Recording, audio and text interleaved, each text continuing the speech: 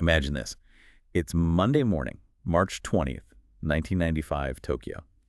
You're heading to work. Maybe your bus ran a couple of minutes early. You grab milk on the way. Or maybe you're starting a new job, feeling that quiet sort of anticipation, just ordinary. Exactly. These tiny, everyday details for thousands of people, they were just shattered instantly. That morning, a planned act of terror transformed that routine commute into, well, a nightmare. The mundane became lethal. Right. Welcome, everyone, to The Deep Dive.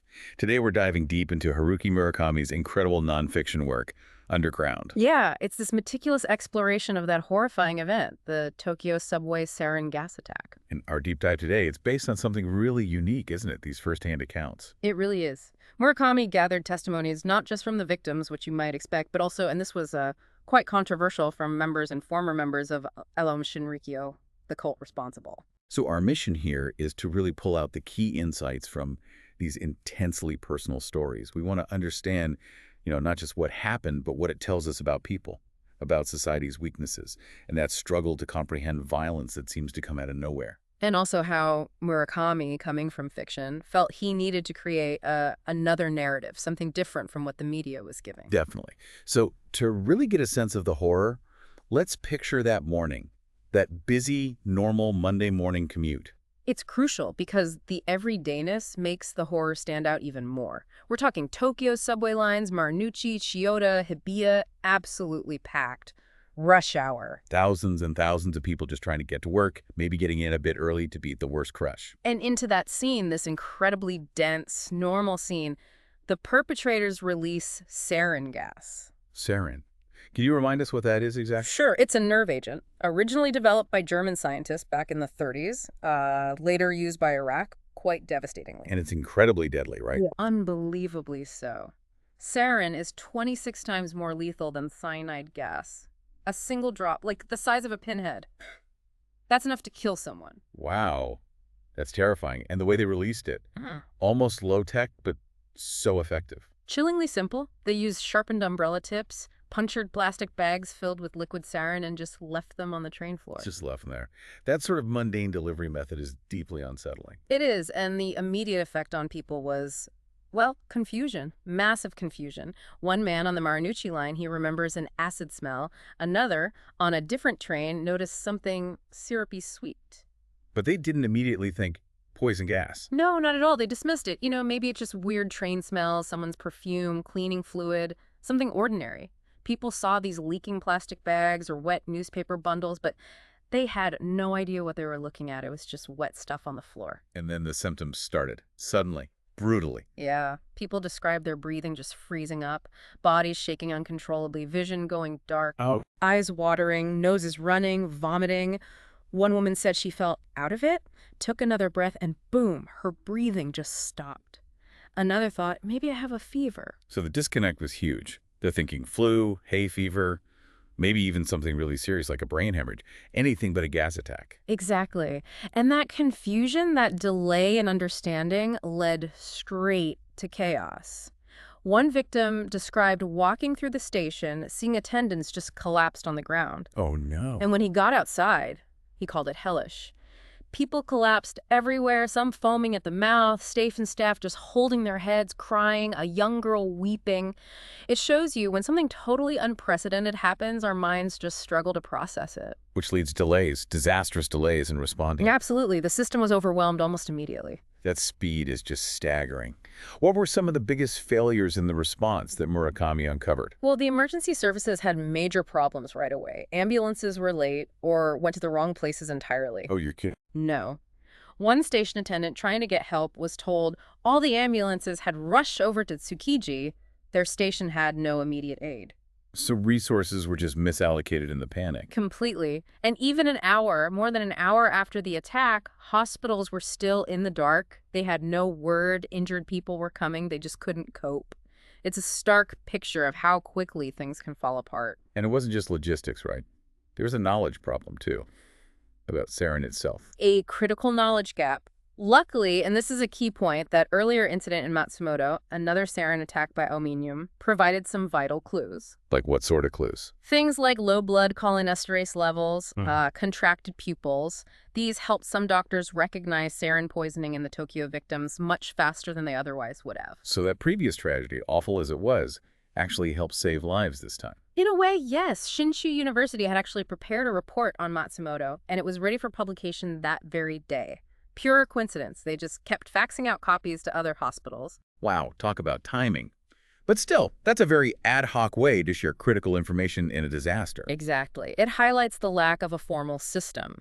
And even with some info getting out, the lack of general awareness caused more problems. Doctors, nurses, they became secondary casualties. How? Because the victims' clothes were impregnated with the gas. Nobody knew that initially, so just examining patients put the medical staff at risk. Good grief. So the simple act of helping was dangerous. Yes. One station attendant probably saved himself because he instinctively took off his uniform to wash his face. His uniform was soaked with sarin.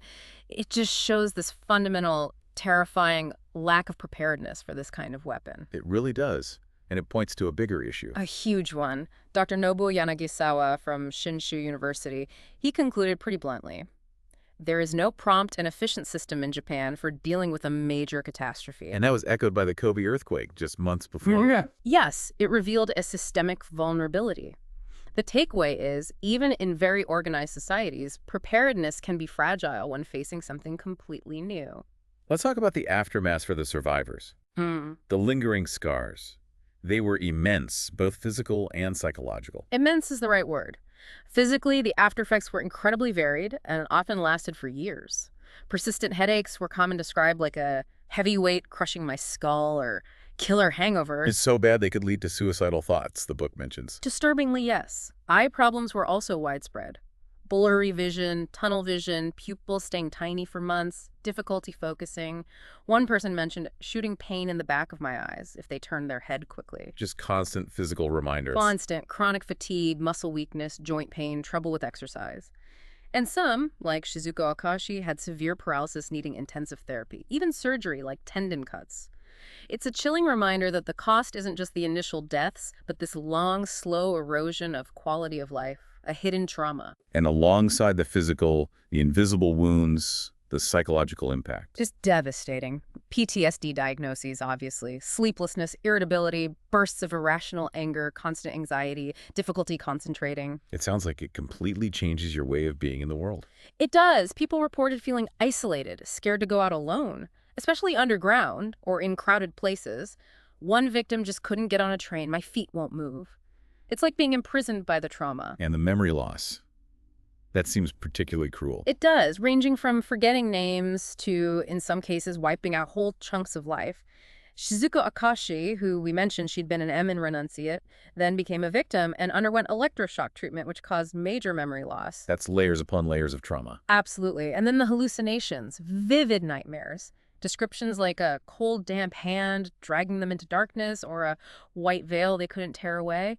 It underscores how psychological wounds can be just as crippling, maybe more so than the physical ones. They change your reality. But amidst all this suffering, Murakami also captures these incredible moments of human strength and how relationships were affected. Yes, there's resilience too. One woman shared how her marriage actually deepened. She said, "We've never had a fight since the attack," but added, "Now I don't want to go off alone." It's this bittersweet mix of closeness and vulnerability. And the Wada family. Yeah. Their grief for their son Eiji, who died. That was heartbreaking. Truly. His mother, Sanai, felt this overpowering need to touch her son's body to truly accept his death, even though she was warned not to. And the father, Kichiro, his quiet, stoic anger at the media, at what he saw as police failures regarding Matsumoto, their story just shows how grief becomes this living presence in a family. And Shizuko Akashi's brother, Tatsuo, his dedication to her recovery. Incredible. Patiently teaching her basic sounds again, A, I, U, E, O, trying to fill in the blanks in her memory. He talked about the pain when the memories we share as a family get cut off. But then there's that defiance, too, like Hiroshi Kisugazaki. Oh, Sugazaki's story is amazing. Despite horrific hallucinations, constant physical discomfort, he made himself ride the exact same train, the 7.15 Hibiya line, sit in the same car, the same seat. Why? To, as he put it, wipe the slate clean of anxiety, to reclaim that space, that part of his life. It's more than just resilience, it's actively fighting back against the trauma. It really is an active reclaiming agency. Powerful stuff. Absolutely, a testament to the human spirit. Which brings us to Murakami himself and his approach in Underground. It wasn't typical journalism at all. Not even close. The dedication involved was immense. Finding 60 victims willing to talk, often just working from old newspaper lists, that alone was a huge undertaking. And his process with them was very careful, wasn't it? Extremely. Rigorous fact-checking, but prioritizing their autonomy. He'd send them drafts, make any changes they wanted, allow them to withdraw completely. No means no. Trust was everything, more important than getting a scoop. And using their real names, that was a conscious choice. Yes. He felt it gave their words, their anger, their suffering more weight, more power. It grounds the experiences in undeniable reality. And this connects to his critique of the media coverage at the time. Right. He felt the mass media often sensationalized things or flattened the experience into simple narratives. His goal with Underground was different. Restore a sense of balance, bring the reader closer, let you feel what these people felt, think what they thought. Interestingly, his approach changed a bit in the second part, The Place That Was Promised, where he interviewed Anomie members. It did. He became more involved. He started interjecting his own opinions, challenging their beliefs, their dogma, even though he openly admitted he wasn't a religious expert, just a novelist. Like he couldn't maintain that distance when face-to-face with the source of the ideology. Perhaps. And this leads him to that really profound idea about the us versus them dilemma, how we react to things like a Yumam. What was his take on that? He argues that Ethereum disturbs us so much precisely because it's not entirely alien. He says it shows us a distorted image of ourselves. That feeling of disgust or revulsion we might feel, he suggests, could actually be a projection of our own faults, our own societal weaknesses. That's quite a challenging thought, that the monster reflects something within us. It is. He even mentions his own reaction, averting his eyes from Athenium campaigners on the street before the attack, feeling he had to actively reject their presence by an effort of will. It wasn't just indifference. The insight is that demonizing the other can be a way of avoiding uncomfortable truths about ourselves or our society. Which ties into how we process trauma through stories. Murakami talks about that need for narrative. Yes, he says, humans can't live very long without some sense of a continuing story. He argues we need new words for a new narrative to really understand and maybe purify the trauma, to get beyond knee-jerk reactions that us versus them, shouting. Otherwise, it just gets lost in meaningless detail. Exactly. Without truly analyzing the shock, learning the lessons, he fears all will be lost. True understanding requires more than just facts. It needs a narrative that grapples with the meaning or lack thereof. So, to build that narrative, he also spoke to people inside ASIAM, or who had been inside. Why did they join in the first place? A real mix of reasons. Some were looking for a remedy for stress, for spiritual answers, meaning in life. Others felt the world was unfair, and karma offered an explanation for suffering or privilege. And some had unusual experiences. Yes, some reported mystical or weird things during meditation, feeling chakras were unbalanced, that kind of thing. And many came to see Shoko Sahara as this absolute guru. Someone who could see past lives, offer salvation. Right, a supposed fast path. But the reality of life inside, it was brutal. An austere ayam diet, old rice, boiled vegetables, very little sleep, like 4 hours a night, and constant hard work. Cooking, binding books, construction, even animation for their propaganda.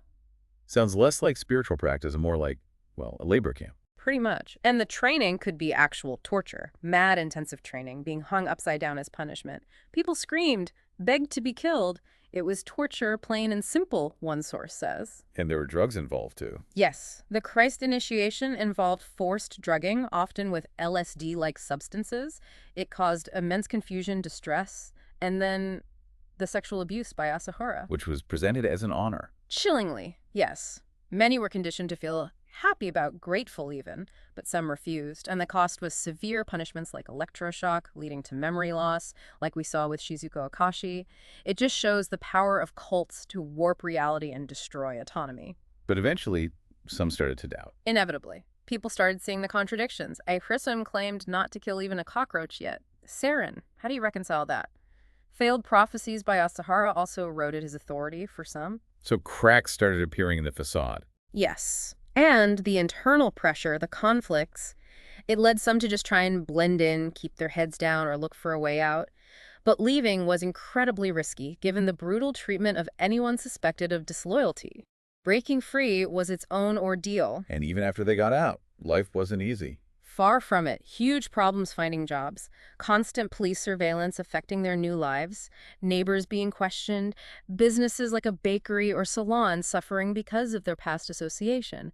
It's a shadow they couldn't easily escape. And psychologically, did they fully break from the ideology? It varied. Some rejected the violence but still held on to certain AM beliefs. Others took a wait-and-see approach regarding Asahara's guilt. The personal impact remained profound. Like the person who felt former members shouldn't get married. Exactly, that feeling of being stained by the group's actions. Another former member still crying when seeing fireworks alone years later. It shows the scars of cult involvement, especially one tied to such horrific violence run incredibly deep. They can be as lasting as the physical wounds of the victims. So wrapping this up, this deep dive into Murakami's underground really shows the Tokyo gas attack was so much more complex than just a single event. Absolutely. We've seen the human cost, the systemic failures, Murakami's quest for a deeper truth, and that disturbing look inside the perpetrator's world. It's this whole tapestry of trauma, resilience, confusion, and the search for meaning. And it feels like more than just history. Murakami uses that metaphor from his fiction, The Inklings.